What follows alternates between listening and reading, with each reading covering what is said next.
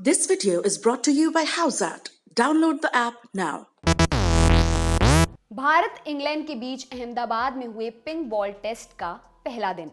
अक्षर पटेल की गेंद पर बेन स्टोक्स के खिलाफ एलबीडब्ल्यू की जोरदार अपील। गेंद पड़कर थोड़ा अंदर की ओर स्पिन हुई थी। एम्पायर नितिन मेनन ने आउट किया।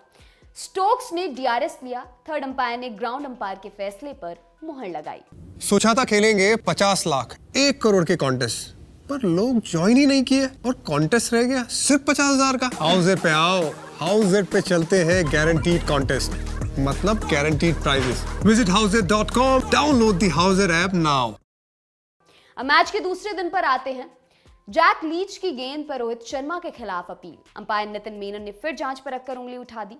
रोहित ने रिव्यू लिया और एक बार फिर मैदान अंपायर का फैसला सही निकला। मैच में अंपायर नितिन मेनन के और भी कई फैसले रहे जिनकी जमकर तारीफ हो रही है। एक यूजर ने तो ट्विटर पर लिखा, नितिन मेनन का अंपायरिंग करियर काफी लंबा चलने वाला है। पिछले 20 साल में भारत के इकलौते अंपायर जिन्होंने खासा प्रभावित किया है। अंपायर बाप बेटे की जोड़ी। नितिन अपने घर से निकले दूसरे अंपायर हैं। पहले उनके पिता थे नरेंद्र मेनन। नरेंद्र मेनन मध्य प्रदेश की तरफ से रणजी खेले, फिर अंपायरिंग में उतरे। वनडे इंटरनेशनल तक में अंपायरिंग की। उनके बेटे नितिन ने भी करियर की शुरुआत खिलाड़ी के तौर पर ही की थी। 2 रणजी मैच खेले भी, लेकिन 2006 में बीसीसीआई ने अंपायरिंग का एग्जाम कराया तो नितिन भी इसमें बैठे, पास हो गए। इसके बाद बतौर अंपायर मैदान पर उतरने की तैयारी करने लगे, ट्रेनिंग लेने लगे। डोमेस्टिक मैचों में अंपायरिंग की और फिर बिग ब्रेक मिला आईपीएल में। खराब शुरुआत नहीं, लेकिन बेड स्टार्ट जरूर कहेंगे। नितिन मेनन की अभी वाहवाह हो रही है, लेकिन ये सब शुरू से ऐसा नहीं था। कपिल पाजी की भाषा में कहें तो बिग स्टेज पर नितिन मेनन की खराब शुरुआत तो नहीं रही, लेकिन बैड स्टार्ट जरूर रही। मेनन पहली बार सुर्खियों में आए आईपीएल 2017 के दौरान। टूर्नामेंट में उनके नाम 3 गलत फैसले जुड़े। इनमें से एक तो ब्लंडर था। सनराइजर्स हैदराबाद और मुंबई इंडियंस का मैच था। एसआरएच के डेविड वार्नर ने एक ओवर की अंतिम गेंद पर चौका मारा और फिर अगले ओवर की पहली गेंद पर उन्होंने स्ट्राइक ले ली। अंपायर मेनन ध्यान ही नहीं दे सके। इस पर उनकी बड़ी आलोचना हुई। क्रिक इन्फो ने तो यहां तक लिख दिया, umpire Nitin Menon had been caught napping, यानी अंपायर नितिन मेनन झपकी लेते रह गए। मेनन की काफी किरकिरी हुई। International debut. साल 2017 मेनन के लिए एक तरफ थोड़ा बुरा रहा, वहीं कुछ अच्छी बातें भी हुई। इसी साल उनका इंटरनेशनल डेब्यू हुआ।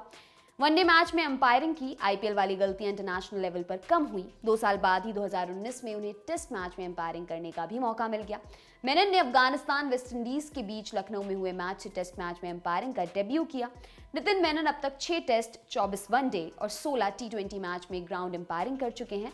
इसके अलावा कई मैचों में टीवी अंपायर भी रहे हैं। भारत में अंपायरिंग के रोल मॉडल।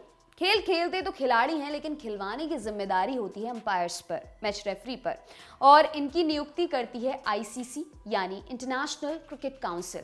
आईसीसी समय समय पर अपने एलीट पैनल ऑफ एम्पायर्स की लिस्ट अपडेट करती रहती है। जून 2020 में जब ये लिस्ट अपडेट हुई तो इसमें भारत के अंपायर नितिन मेनन का नाम भी शामिल था। उस वक्त मेनन की उम्र थी 36 साल और इसी के साथ वो आईसीसी के एलीट पैनल ऑफ एम्पायर्स में शामिल होने वाले सबसे युवा अंपायर बन गए। नितिन से पहले सिर्फ 2 भारतीय अंपायर ही इस पैनल में जगह बना सके थे, एस वेंकराघवन और एस रवि। पैनल में शामिल होने के बाद नितिन ने कहा था, मुझे तो अभी भी यकीन नहीं हो रहा मैं क्रिकेट जगत के बड़े बड़े अंपायर्स के साथ अंपायरिंग करूंगा, लेकिन मुझे लगता है ये मेरे लिए जिम्मेदारी कि मैं भारतीय अंपायरिंग के कल्चर को आगे लेकर जाऊं और अपने अनुभव साझा करके बाकियों की मदद करूं।